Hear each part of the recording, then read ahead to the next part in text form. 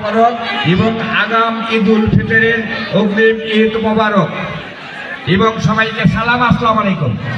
সম্মানিত রোজাদার ভাইয়েরা, ইফতারকে সামনে রেখে আল্লাহর হুকুমে বসে থাকা এটি আসলে একটা বিশাল ব্যাপার, কিন্তু খাবার আমাদের সামনে কিন্তু আমরা খাচ্ছি না।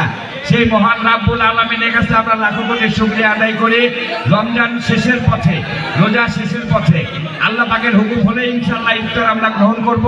তার আগে আমরা আপনাদের কাছে একটি বিনীত নিবেদন করব, আপনারা এলাকার স্বার্থে, উন্নয়নের স্বার্থে, গোবিন্দগঞ্জ এই অবহেলিত এলাকার মানুষগুলোর স্বার্থে আপনারা বিগত সময়ে আমাদের পাশে ছিলেন।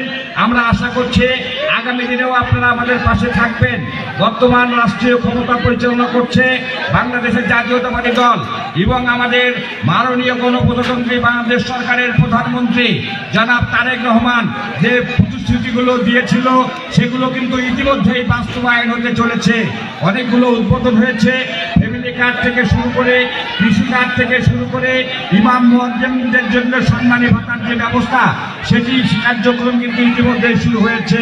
এই যে হতদরিদ্র পরিবারগুলোর অভাব বিমোচন করার জন্য এই সরকার যে পরিকল্পনা গ্রহণ করেছে, আপনারা আমাদের এই সরকারকে সহযোগিতা করেন।